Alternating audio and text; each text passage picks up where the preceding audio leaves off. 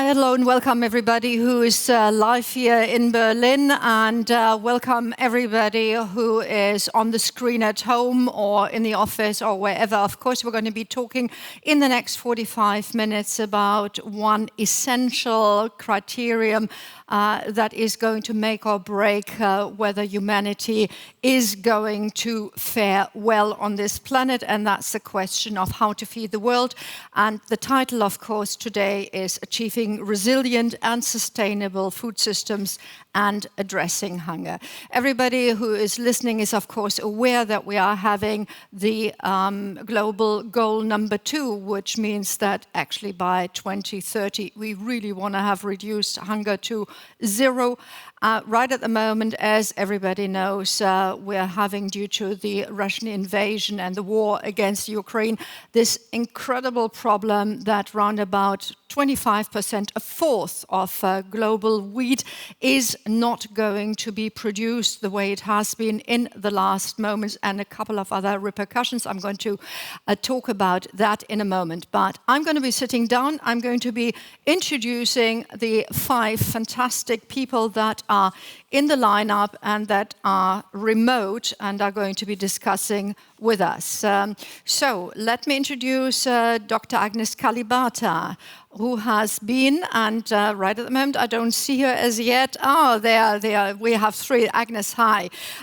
She's been up to December 2021 the UN General Secretary, Special Envoy for the UN Food Systems Summit. Very successful as such. She is president of AGRA, a private-public alliance led by Africans with roots in farming communities across the continent, and before that has been the Rwandan Minister for Agriculture.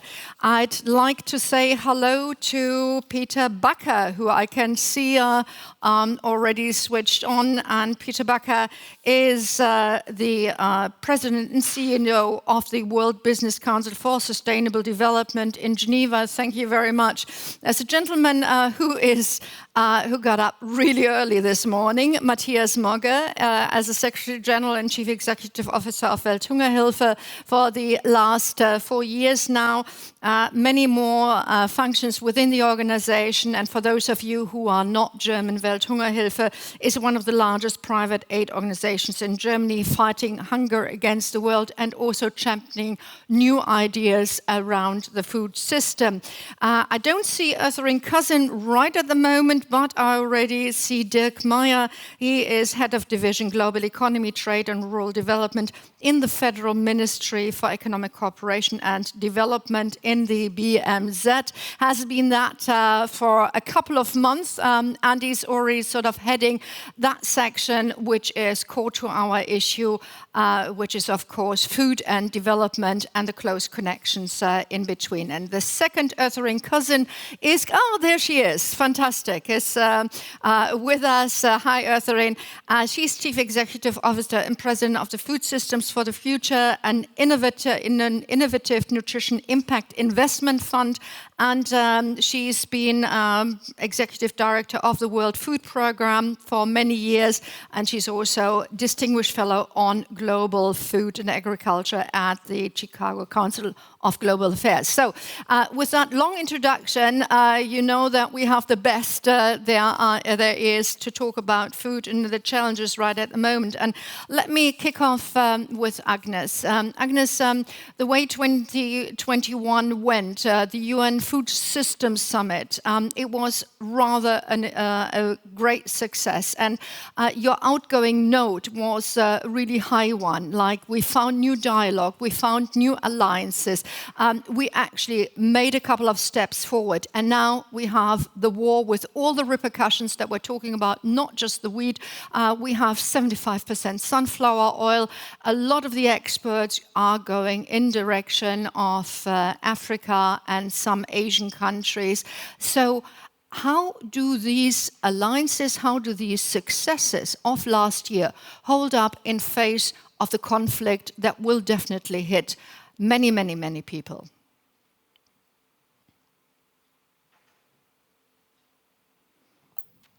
Sorry, I was on mute. Thank you so much. Thank you for the opportunity to be part of this conversation. Listen, like you said, the summit really did give us an opportunity. It was the first of 6 summits that have happened since 1940 that actually involved heads of state. And the significance of that is that we had 166 countries coming up to commit to food systems and the transformation of food systems. I consider this one of the biggest alliances that we could ever have, where actually these people meet every 2 weeks to talk about the type of transformation we could see. So hopefully, this alliance we will come through on the commitments that heads of state have made through the 112 commitments they put out there. The second one, the 3 billion people that we reached.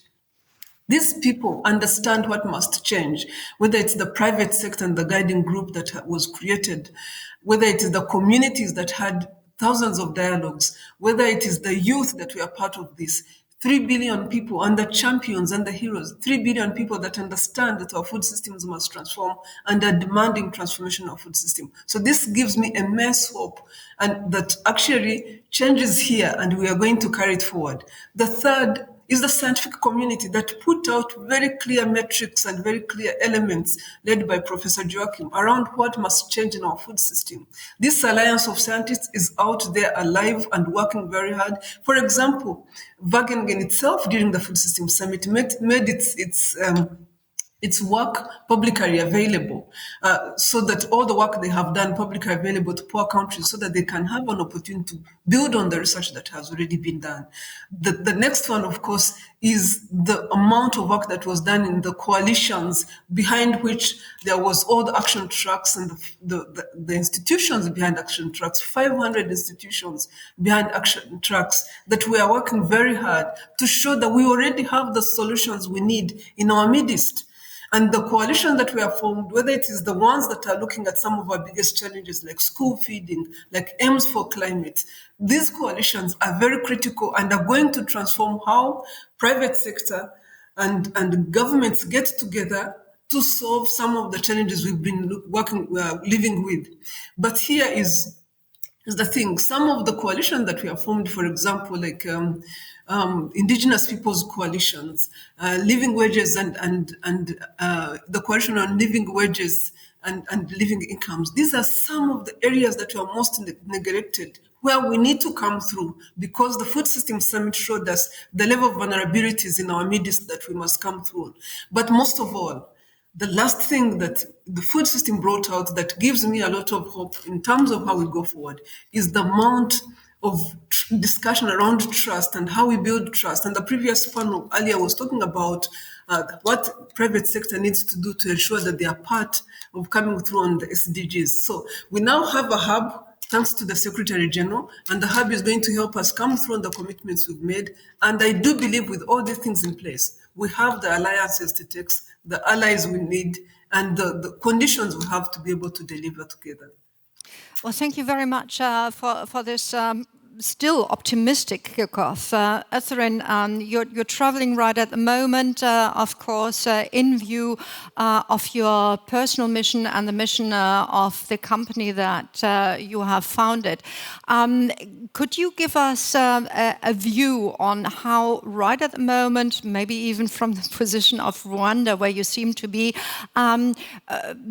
the situation that has been already decreased as far as hunger fighting is concerned? We were on a good track, then COVID-19 came around, now we have the Russian war in the Ukraine. How does that look from your point of view? Are you still optimistic that we're going to get there? Well, thank you very much for this opportunity to participate today. And I am always optimistic because I believe that the global community will embrace the way forward that is necessary for us to achieve a more food secure world and specifically to achieve SDG 2, to eliminate global hunger and malnutrition.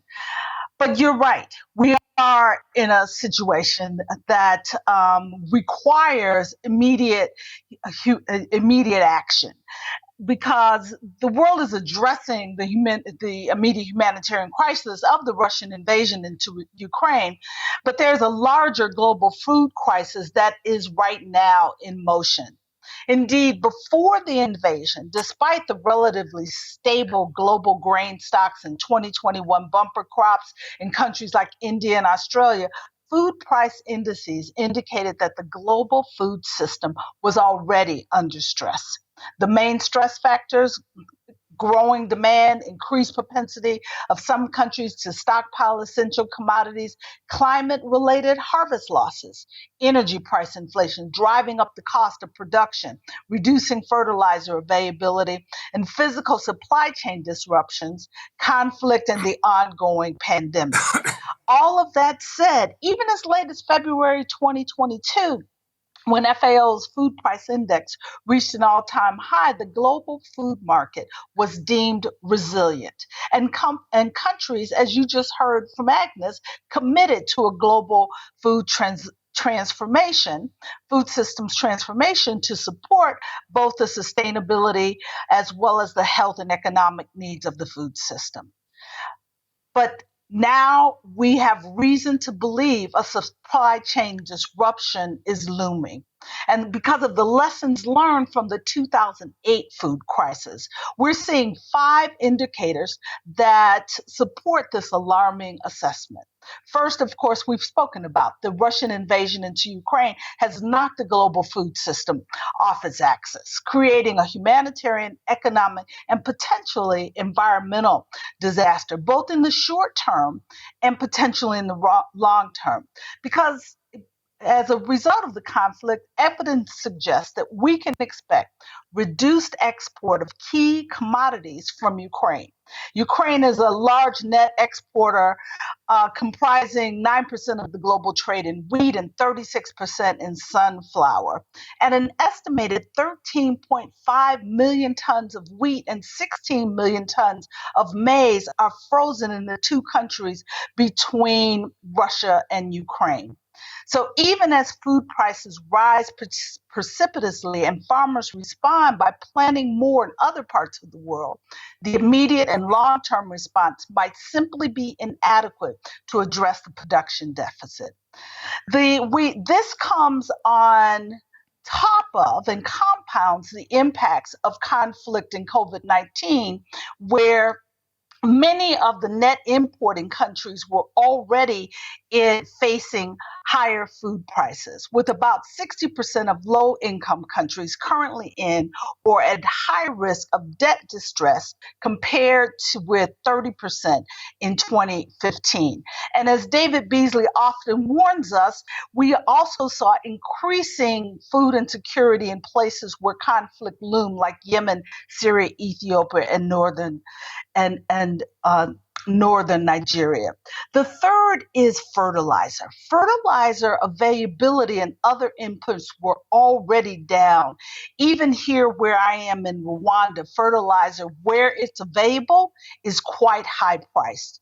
Because even before the invasion, the International Fertilizer Development Corporation estimated that sub-Saharan Africa could experience up to a 30% decline in fertilizer demand and use in 2022 because of the high prices, which in real people's terms translates to approximately 30 million metric tons less food produced. The food requirements of approximately 100 million people.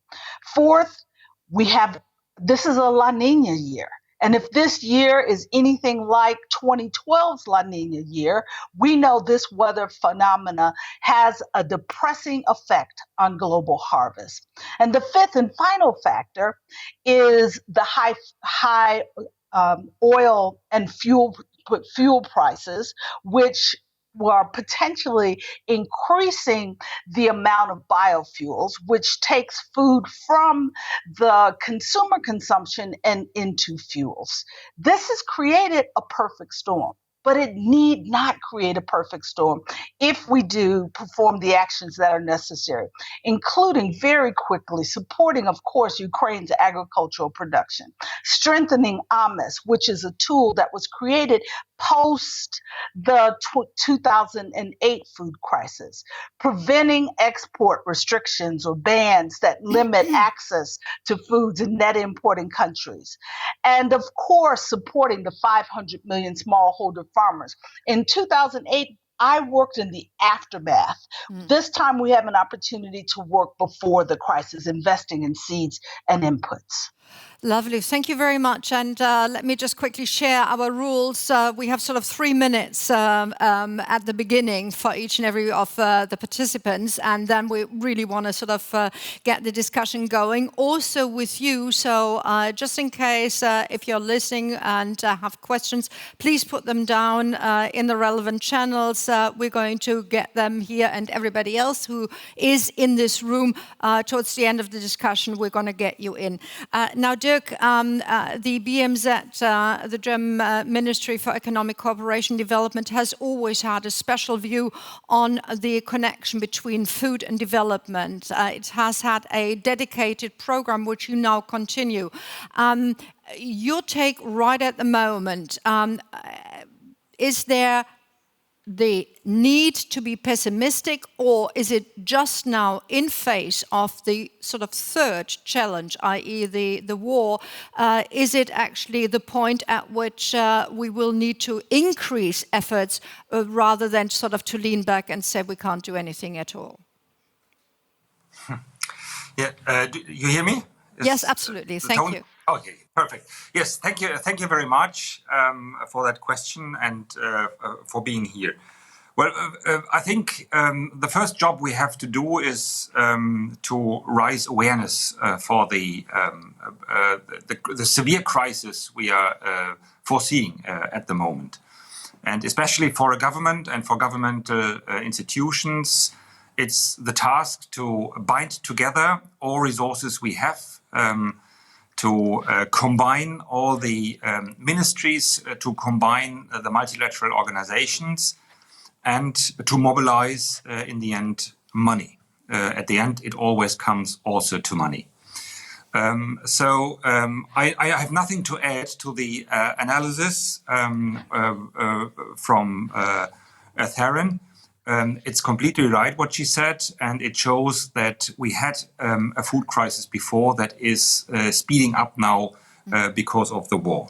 What we did in the BMZ is, in the government, we put together a task force on the government level.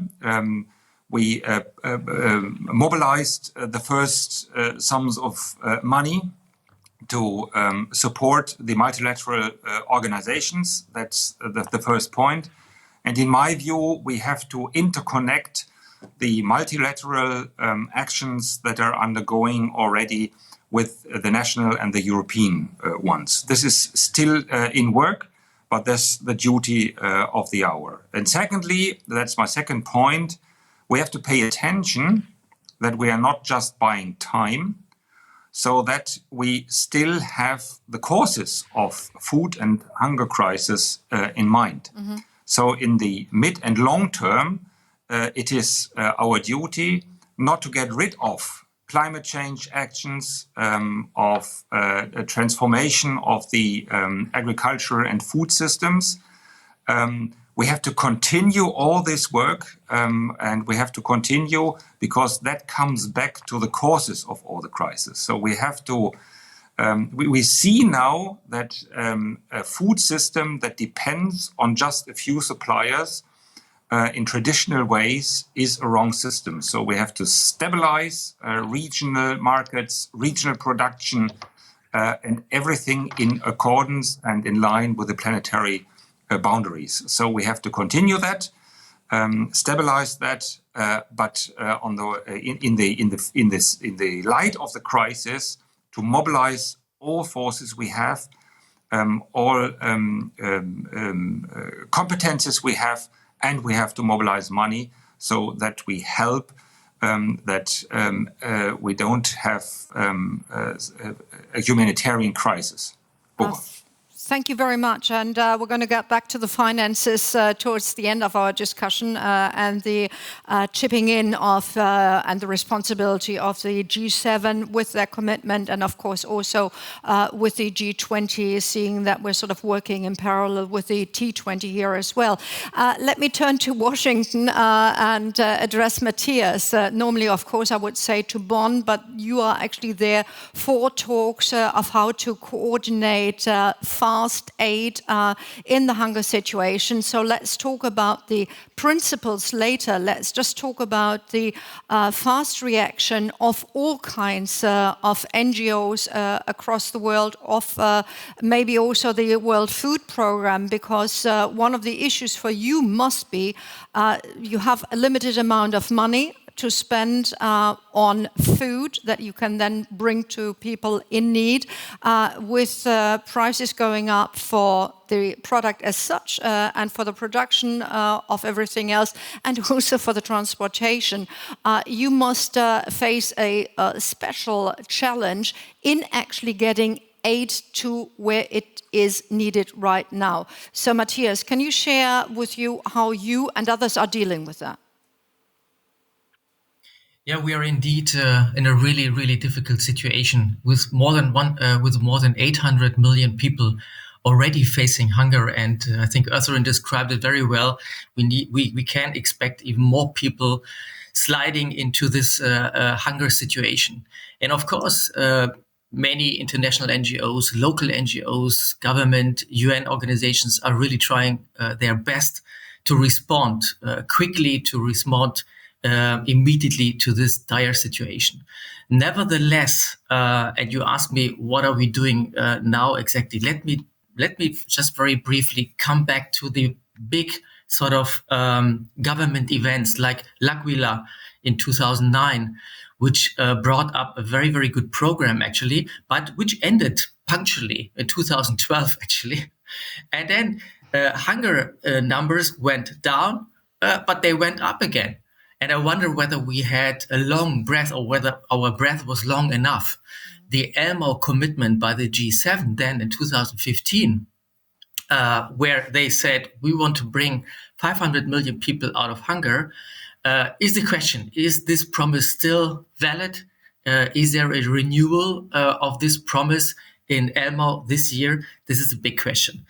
And with all the immediate needs, right, this is correct. And I think everybody is doing its best. Still, we need this long breath, and we also need the policy reforms. Policy reforms with a food system lens. Yeah, so we need to tackle food governance issues, trade issues, keep the markets open, land tenure reforms, and we need investments there where regions are most dependent on food imports.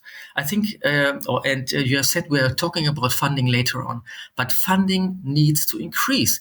That's my second point. If we want to reach the Elmo commitments, and if we can really react on these immediate needs which are presented at the moment. And third point, scaling and innovation. We pretty well know what works. And I think first point is we need to scale up the social safety nets, which are here and there existing, but not enough and not in the right extent. And we need to push the agriculture wherever possible. Small-scale irrigation, youth skills training, women's and girls' education, and at the same time further promote the innovations, digital innovations, non-digital. These are rather long-term responses. But I tell you, we don't have to forget these long-term actions. Quick question and quick answer on that, please. Money for the long term, the one that takes a long breath first, and then doing the immediate helping of people that go hungry, or the other way around? Neither. It has to go in parallel. Okay. It has to go in parallel. Thank you. We need to do both at the same time. Right, and everybody else is nodding, so a good buy-in on from every front. Peter, the one thing that one is looking for is, of course, what can business do? Of course, your World Council is, of course, with companies that are committed, that are already on the right track.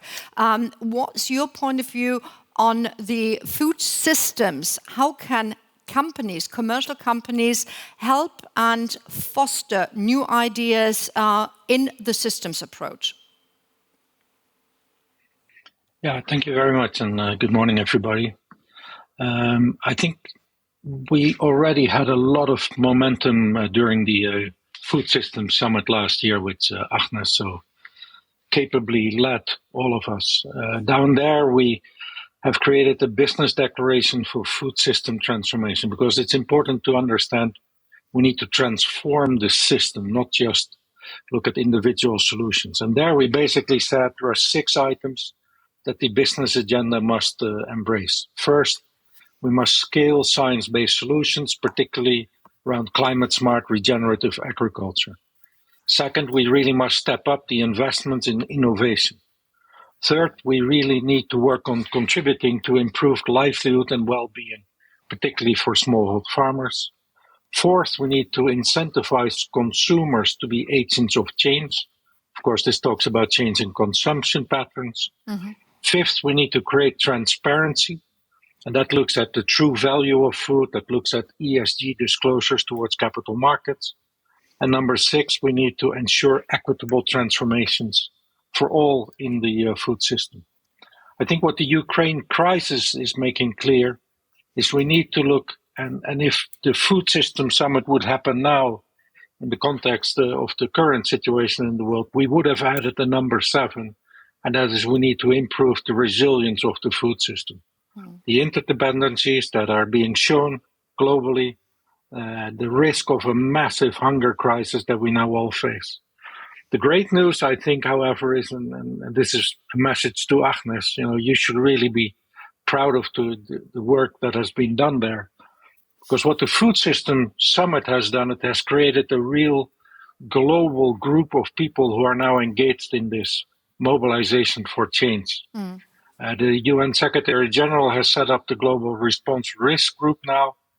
Government, UN, and businesses coming together. Inger Andersen, David Nabarro leading the Food Task Force, and we will continue to mobilize business into that for a rapid response for the current crisis, without losing the focus on the long-term transformation that we all need. Thank you very much. Also, thank you for being brief. Now I'd like to invite everybody to be really, really brief. Let's focus in this round, and then really we're going to go to the finance and the takeaway for G7 and G20. But just very quickly, the underlying issues don't go away. Imbalances don't go away. Climate change doesn't go away. In fact, it's right at the moment superimposed by the current crisis, because that grabs all the headlines, rightly so. How do we address that, and how do we actually bring that to bear? Because certainly here in the West, every last person by now knows that there are supply chains, that there is this interconnectedness. If nothing it was good, but at least people understand now that there is this aspect of globalization, that we have certain areas that cater for certain raw materials and food. So let's focus for a second on the issues of fighting climate change in the food sector. Maybe we do it with Eartharin first, and then Agnes.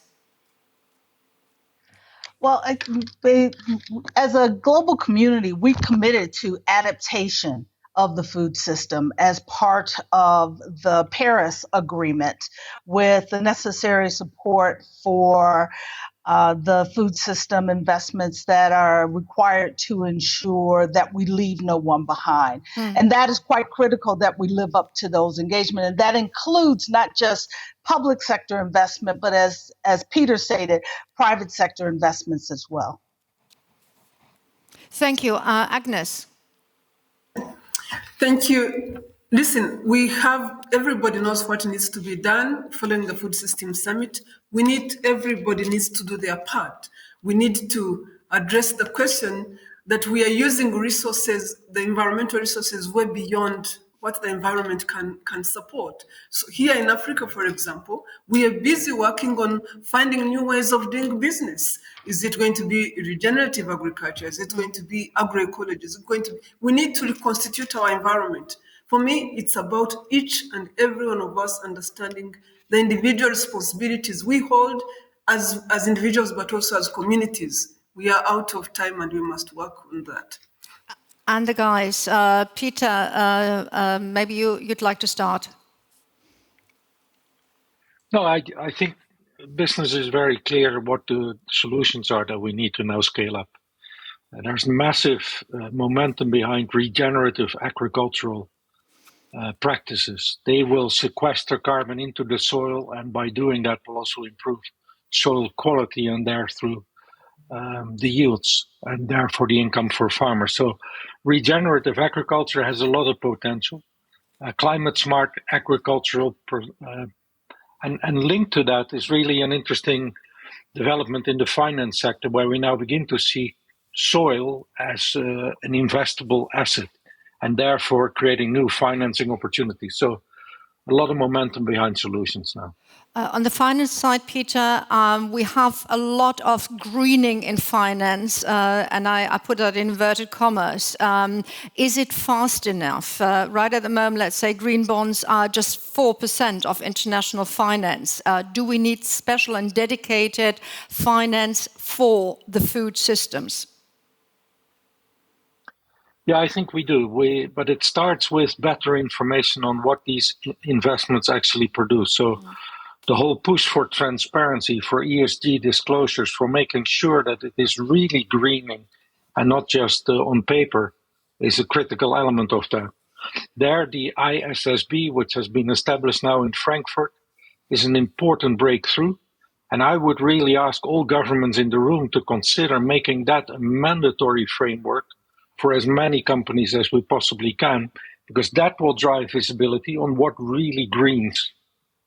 Dirk, on that issue, one has the impression that the response of the German government that was elected last year and the changes, that ministries are working closer together. So you don't just sort of, have one policy coming from the Cultural Ministry, one policy coming from the Ministry for Development, and one policy coming from the environmental issues treated by the ministry. So how does that bridging of issues like food, which needs to be tackled, of course, from all sides, how can that carry us forward on a national basis, but then also on a European basis? Well, you are right. This is a momentum for the national level. It is much easier to combine policies now than it was a couple of weeks ago.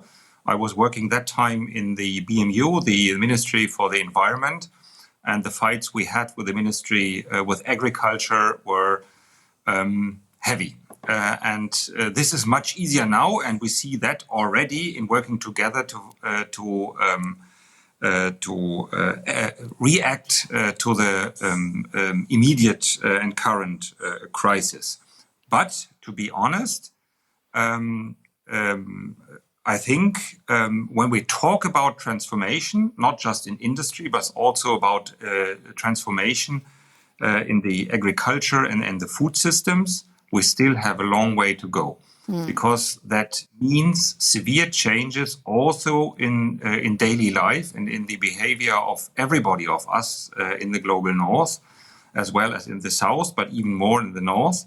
And that is combined with resistance, and it's not going just like that. So we still have a lot of work to do together, but it's much easier to do it from the same point of view. On the way to Matthias, we actually have a couple of questions from the audience. So, Mr. Ziesenich. This is actually a question from our online community on Talk. And maybe you take off the mask just for this second. That would be helpful. Thank you. This is a question from our online platform Talk by Julie. And she asks, does the global food system need to be reshaped to be more productive?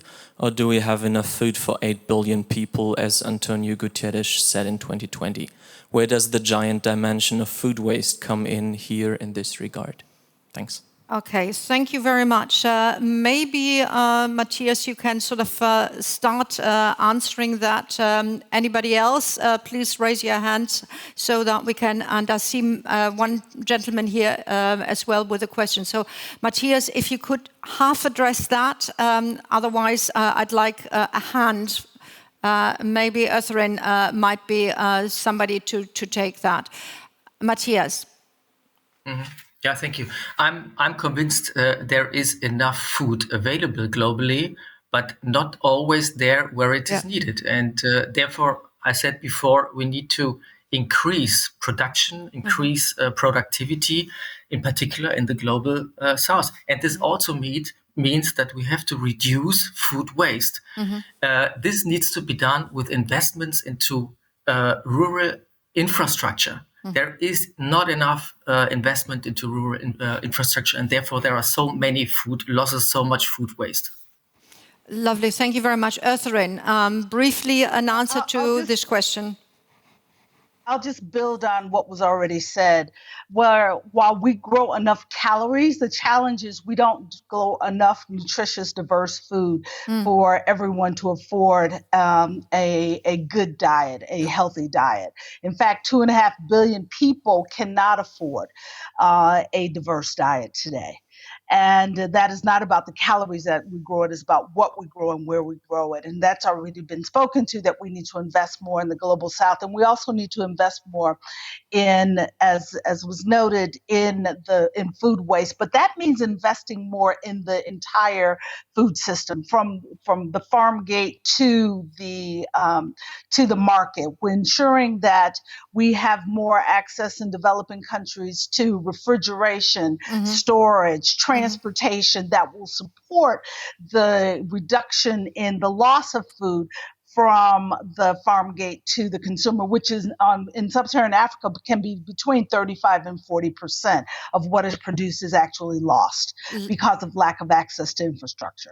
Thank you very much, Özlem. And let's remember, we need to talk about money. So I think one question from the audience here. I saw your name earlier, but your name is? Okay, I'm Bernward Geyer. I'm since almost half a century activist of the organic movement, and I was pleased to hear the reference from Agnes Kalibada and from Peter Barker to regenerative agriculture. Yet I'm very concerned, and I would like to ask both, what is their understanding of regenerative agriculture? It definitely comes from organic agriculture. The Curtail Institute in the US has launched it decades ago. It belongs to organic agriculture, but I see the same happening what happened with sustainability. The corporate interests, agrochemical companies, sell their pesticides under the heading of regenerative agriculture. And this is to criticize, and this has to stop. They can call it anything they want, but not regenerative agriculture. Thank you very much. Peter, you were specifically addressed on the issue of regenerative agriculture. Maybe you'd like to pick up the ball? No, I think it's a fair challenge. The definition of regenerative agriculture is not consistently used at all. My understanding is similar to the one of the gentleman in the audience. I unfortunately can't see you, but I know we need to work to get that strictly aligned, because same thing washing. We don't want people to sell regenerative agriculture and then not really being regenerative. So work to be done. Thank you very much. I have one more question, and it's actually coming from the convener of this particular session. Are there any proposals from your side to bring down food prices in the next 6 months, like changing diets? Do we need to stop eating meat? What about biofuels? Anybody wanting to take that? Maybe it's a question about northern habits, but southern needs. Özlem, you're always my go-to person in these cases, and Matthias. It's not a problem. No, I think there's a variety of solutions that are necessary. We need to increase production in line with the commitments that were made to support the transformation of the food system. And many people thought that the types of investments that were required, we could forestall those investments. The reality is we need to invest now in the digital and biological tools that are necessary to support increased production and yields that will ensure more availability of food, particularly in the global south. And that means providing providing access to both seeds and inputs for smallholder farmers.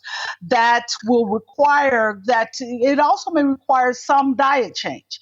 We talk about the challenges with wheat, but we also know that rice production is quite high now. And so there are some places where we may be able to substitute rice for wheat as a staple commodity that is affordable for populations. Thank you. Matthias, one quick remark on that, if you want to. Yeah, very quick. Yeah, just to build on what Ephraim already said, eating less meat is good for the climate and is also good against high food prices. Great. Now let's go and talk about money. We've had this commitment of the G7 in 2015. The policy brief of ZDF actually points out that the actual donations to the food systems of the G7 would need to be increased in order to meet that commitment, i.e. LMAO 2 would actually mean, yes, we bring some more money to the table. However, not more than 0.8% of gross national income. So what's the chance of doing that? And if you don't want to answer that question, what do G20 and G7 need to do? And each of you has less than a minute. Maybe, yeah, Zarun is laughing. So Agnes, please start. No, thank you. Sorry, thank you so much. I mean, we need to definitely come through on the number of commitments that were made, commitments to SDGs, which means finding some 33 billion, which is critical right now to be able to deal with the challenge of hunger. So on hunger, but on the G7 and G20 in general, I mean, first of all, to commend the G7 for calling for open trade and sustaining trade in food and agricultural commodities. But more importantly, let's understand that any challenge on food is a challenge to the environment. People are beginning to use more food for more forests for land, more forests for fuel. And this is going to be a vicious cycle. So the G7, for me, the G7 and G20, the call is, please, let's come through on resilience and adaptation. Let's come through on strengthening communities that are distressed, because this is going to impact everything that we are doing.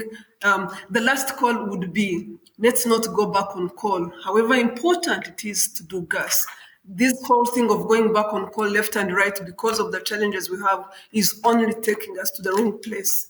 Thank you. We're getting a bit closer to the end, so maybe shorter. Matthias, more money, is that the key? More money, but partnerships on eye level with the global south, extremely important. No paternalistic development cooperation anymore. We need this eye level. Thank you. Peter, we have on the climate, we have IPCC. Do we need something similar in the food systems area? Yeah, I've absolutely argued we need to get to a science consensus. An IPCC in the food system is a bit difficult, but we need to get consensus on the science urgently. Azarine? I would support everything that's been said so far and very quickly say that it is an imperative that the G7 and the G20 to take a leadership role on the issues related to avoiding this high food price hunger crisis, including, as Agnes noted, ensuring that we do not have implementation of export bans and supporting keeping borders open for the transport of food, particularly ensuring that we have a humanitarian exemption on any export activities for WFP and other humanitarian actors. But it is also important that we have the adequate financing that is necessary. And that's not just adequate financing from governments, it's also from private sector. We need to ensure that food systems like the energy transformation receive the private sector investment in private sector development activities of new businesses and innovations that will ensure a food system that is capable of meeting both our environmental, health, and economic challenges. That means that we need the heuristics in the food system that will attract the capital that is required to make those improvements, to make those investments to scale up businesses that can support the food system's transformation. Lovely, thank you very much. Which leads me to Dirk. G7 presidency in Germany, Indonesian G20 presidency. So the demands are on you. You're the only representative with money in his pockets. Is there the willingness to turn commitments into reality? Yes. Yes, we already saw that at the G7. This is going on. This will be a main point also on the G7 in May, and we are working on it for the G20. It both means two things. First of all, we have and we will mobilize money to manage the current crisis, and the investment in resilient systems will not go without money. So this has to continue like that. And the topic of the food system in the actual current crisis and in the long term is back on the agenda of G7 and G20, and this is good so. Over. Thank you so much. And with that, we're almost in time, a little bit of overrunning. I think we could discuss many more minutes, if not hours. But thank you very much for your time. Thank you very much, ladies and gentlemen, out on your screens, everybody who has been discussing with us here in the Audimax in Berlin. Excuse to the lady who wasn't able to put her question to us. And last but not least, the issue is going to go on. This will not have been the last discussion on it, not even here at the Global Solutions Summit. Tomorrow we're going to have a discussion led with Joachim von Braun within the G20 food session under the Indonesian presidency at 12:30, same space. Keep up the energy. Wherever you are, wherever you have dialed in from, thank you very much for your time. See you, ladies and gentlemen.